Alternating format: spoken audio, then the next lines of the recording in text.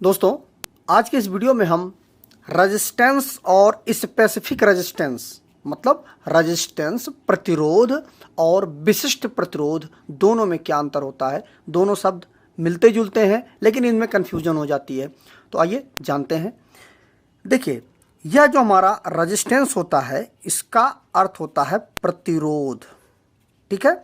और यह जो हमारा स्पेसिफिक रेजिस्टेंस होता है इसका अर्थ होता है विशिष्ट प्रतिरोध, ठीक है, प्रतिरोध।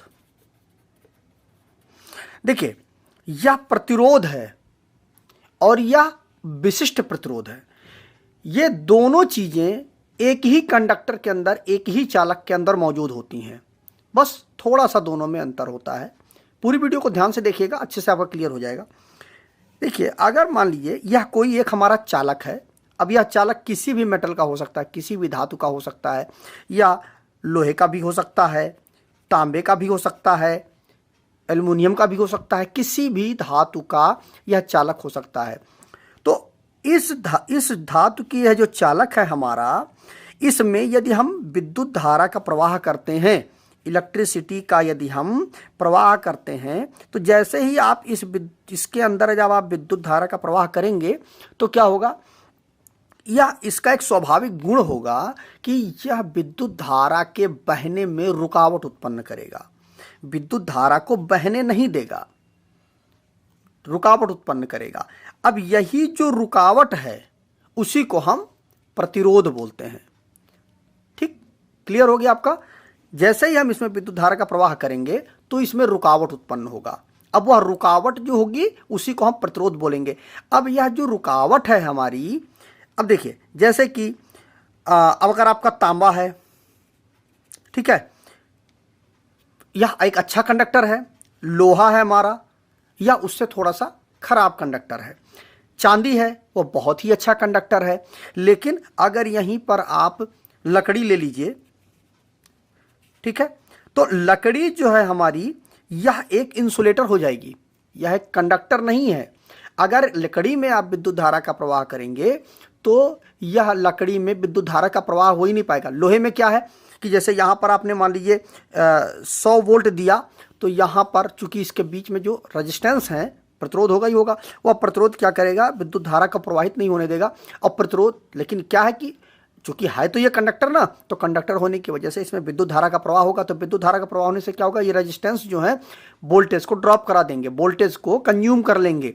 तो यहाँ पर मान के चलिए 95 वोल्ट ही आपको मिलेगा।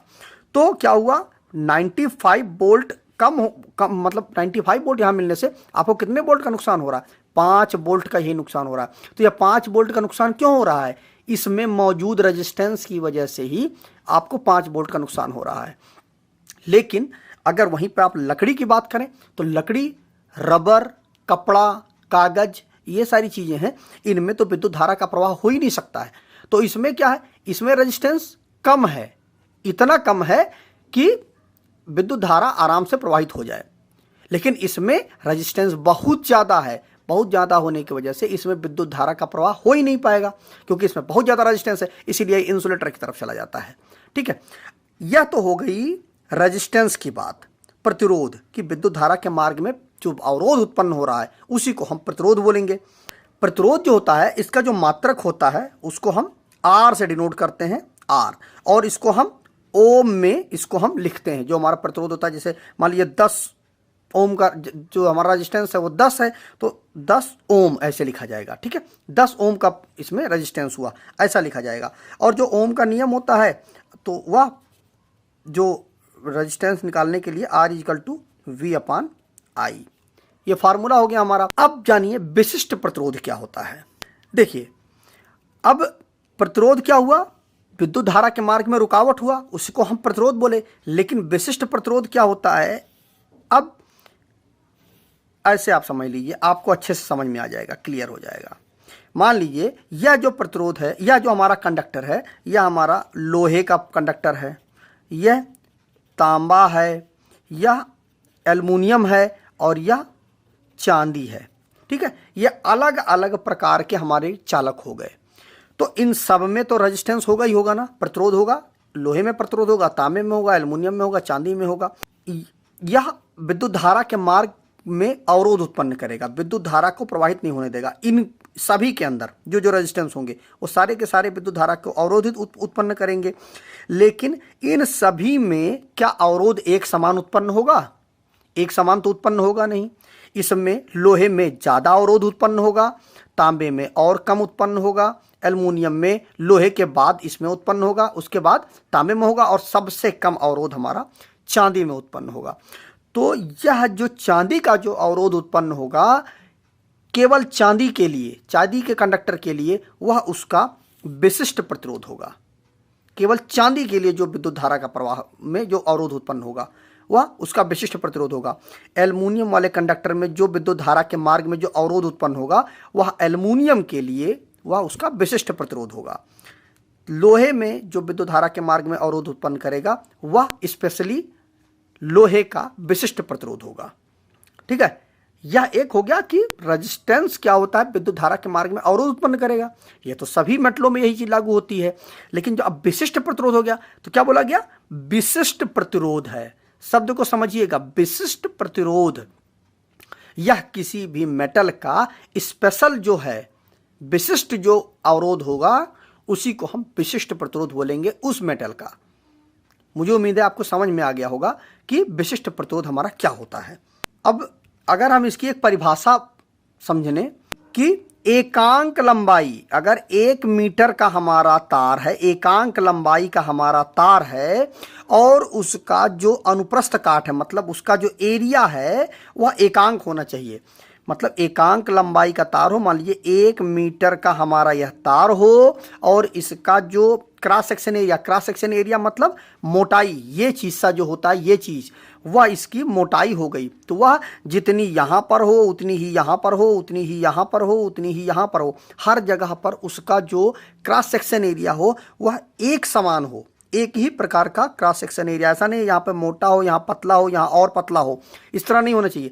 सभी जगहों पर एक ही समान की उसके अंदर मोटाई होनी चाहिए। तो उसका जो प्रतिरोध होगा, उस चालक का जो प्रतिरोध होगा वह उस चालक का विशिष्ट प्रतिरोध होगा।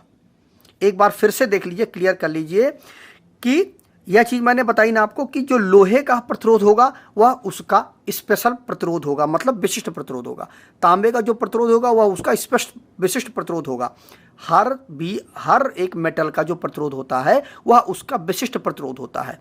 अब अगर इसको आप और अच्छे से क्लियर करना चाहें तो वह यह हुआ कि अगर एक, मान लीजिए हम तांबे का तार ले लेते हैं, ठीक है, तो तांबे का तार जो कि हमारा कितना लंबा है, 1 मीटर का लंबा है, और इसका जो क्रॉस सेक्शन एरिया है हम मान के चलते हैं 2 mm का इसका क्रॉस सेक्शन का एरिया है। मतलब 2 mm ये मोटा है, क्रॉस सेक्शन इसका मोटाई है इस तार की।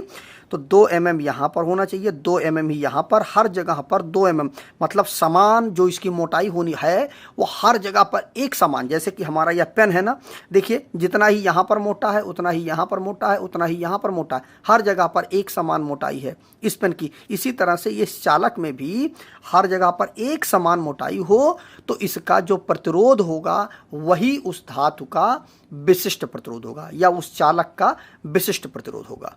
तो मुझे उम्मीद है कि आपको एकदम से क्लियर हो गया होगा कि रेजिस्टेंस और स्पेसिफिक रेजिस्टेंस दोनों में क्या अंतर होता है।